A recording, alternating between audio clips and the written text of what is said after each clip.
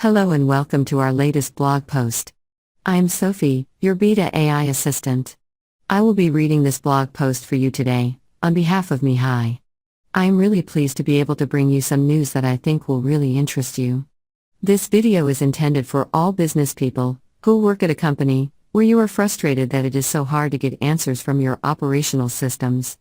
If you are a business person, and you are frustrated that your IT department is telling you it takes days or weeks to get answers to questions that are urgent for you, then you will want to watch this video. We are using Business Central 2023 as an example, but what we will present today applies to the entire world of getting questions answered from operational systems.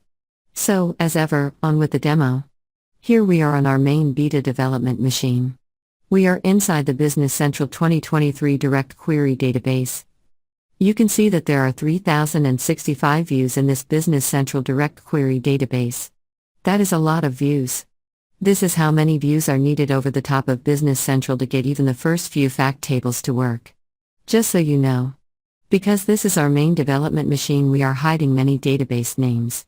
Now, this demonstration is a little bit technical, so I would like to firstly tell you the two problems that we have solved.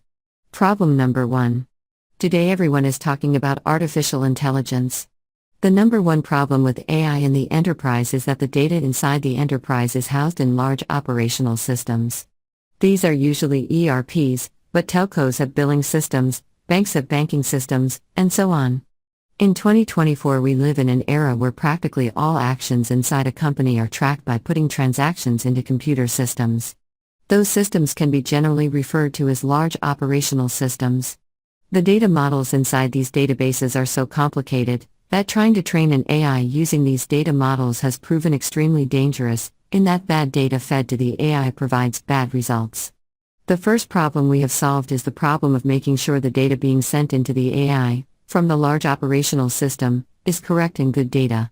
Or, at least, we have vastly reduced the likelihood of errors.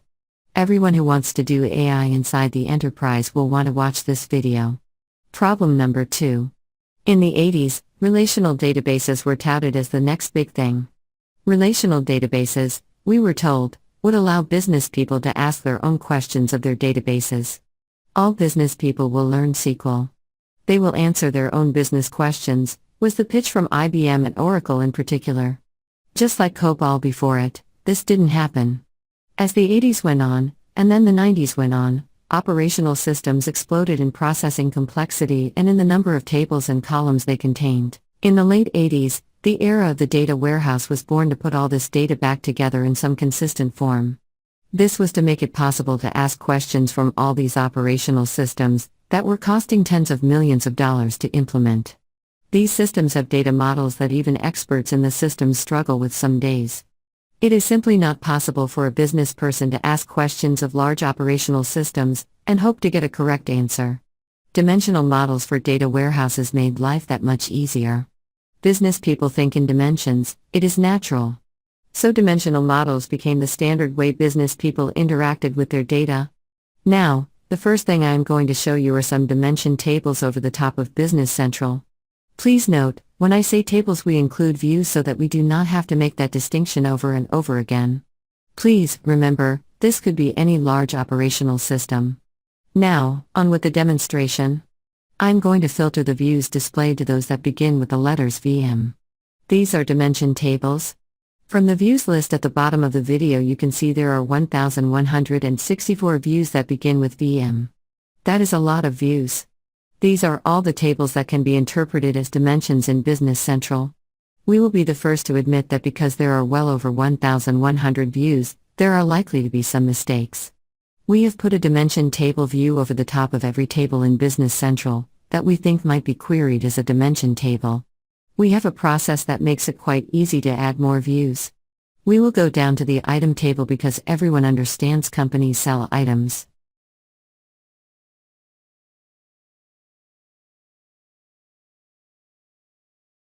We will view the items.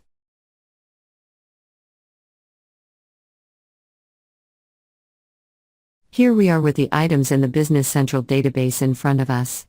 You can see that there is something called the primary key for the item table. It is a sequential number. This number goes into your Excel workbook for the Power Pivot join to fact tables like sales transactions. You can see the item number. You can see the demonstration database is selling bicycles and bicycle parts. I will scroll to the right so that those of you who do not know Business Central can see how much information is stored about items.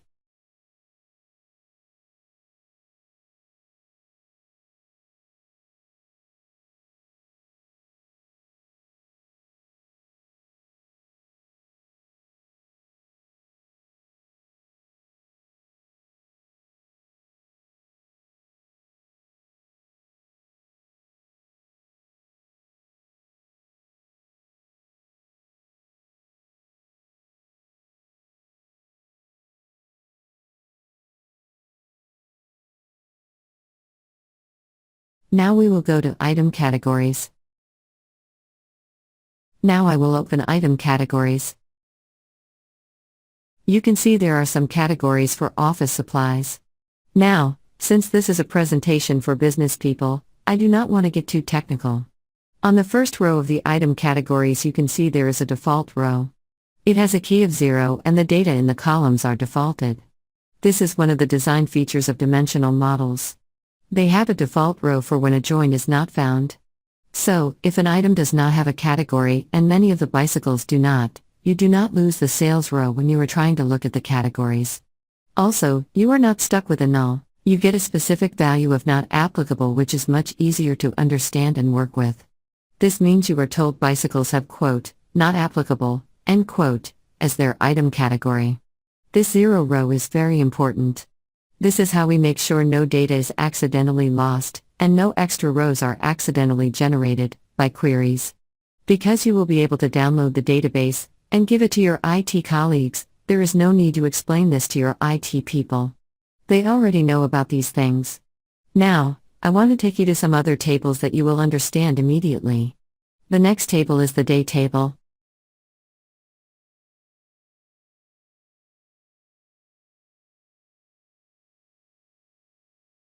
Now, I will open the day table. It is not in order. Now I will scroll to the right to show you the columns in the day table.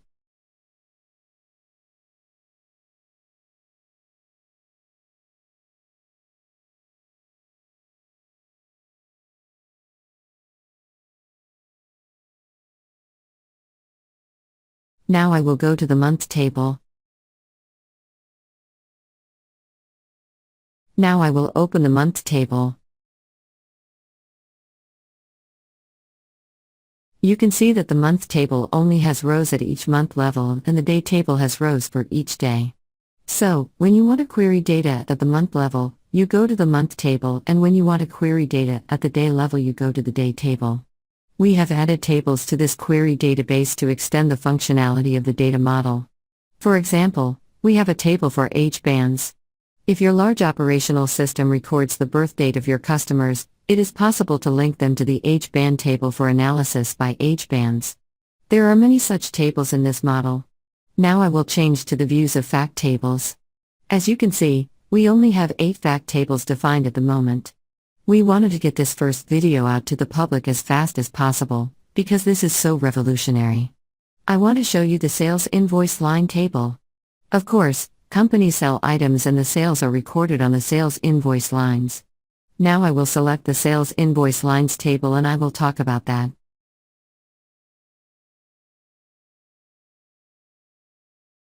On the video now you can see lots of numbers. These are the generated integer keys that are going to link the sales invoice line with all the dimension tables that have descriptive information in them. For example, you see sell to customer in the middle of the screen. You can see the keys are numbers like 7, 8, 18 and similar. These keys go to the customer table from which you can get the details about the customer. You don't have to worry about how that is done, it's done for you by us or your IT colleagues. You can see that there are a lot of these keys. This is a template that can be used to select just what you want. You will understand that if you have this many dimensions to join to, that you can slice and dice your item sales lines in any way you please. You can answer any questions that your database is able to answer. Now, I will scroll to the right. You will see fields like header bill to name, header bill to contact and similar. What this view does is expose the sales header on the first half of the row and the sales line on the second half of the row. So now we will scroll further to the right.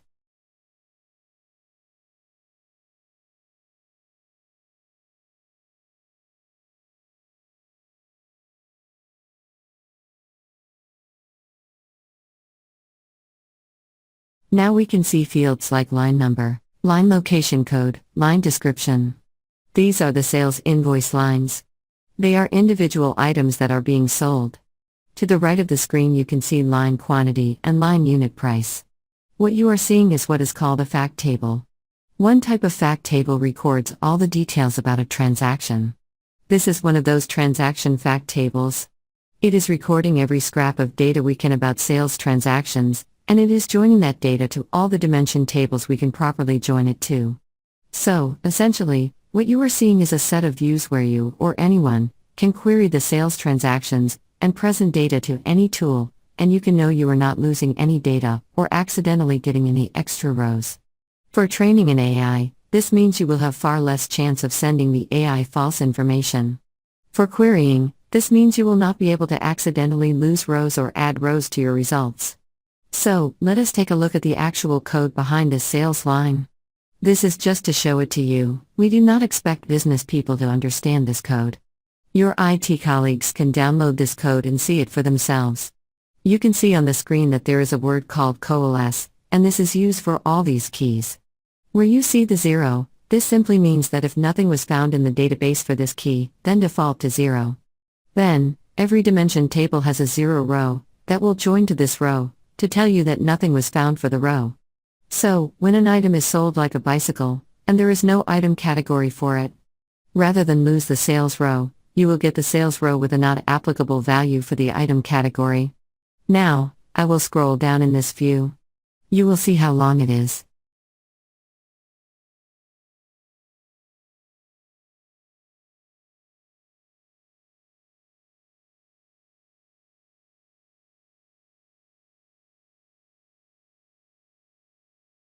Now we are at the point where your IT colleagues will be more interested in this segment of the video.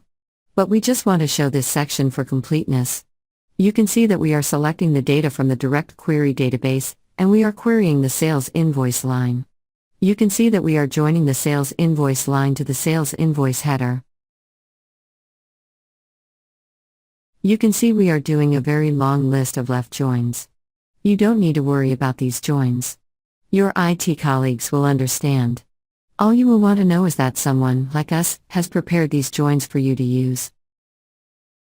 I will scroll down to the bottom so you can see how many joins are here. This view is 491 lines of code. So, it is quite substantial. Of course, for performance reasons you might not want to do all the joins for every query. So, of course, your IT colleagues could create SQL that just reads the data you need to read, to save processing time. Now, I will scroll back to the top of the view. Now I want to show you how such a data model can be queried and the results sent into Excel Power Pivot models. We are on our Meta5 development desktop. We have a very simple capsule in front of us. The simplest way to take advantage of what we have now created is this. Someone who knows the large operational system can write efficient SQL and store that SQL in a database.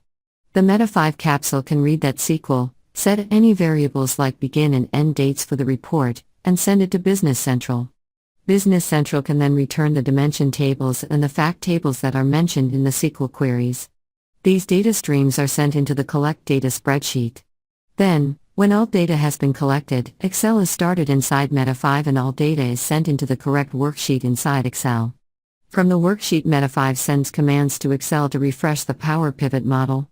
Then Meta5 can send a command to Excel to delete the worksheets the data was sent into. What you end up with is an Excel workbook containing a Power Pivot model with the data you want. From that position you can do anything you like because you are an expert in Excel. There are many reasons you want to use Meta5 to put your data into your Power Pivot model. However, we won't go into them in this video. You can just trust me that you can have Meta5 run batches of reports each night, and it can send out the updated Excel spreadsheets to whoever needs them.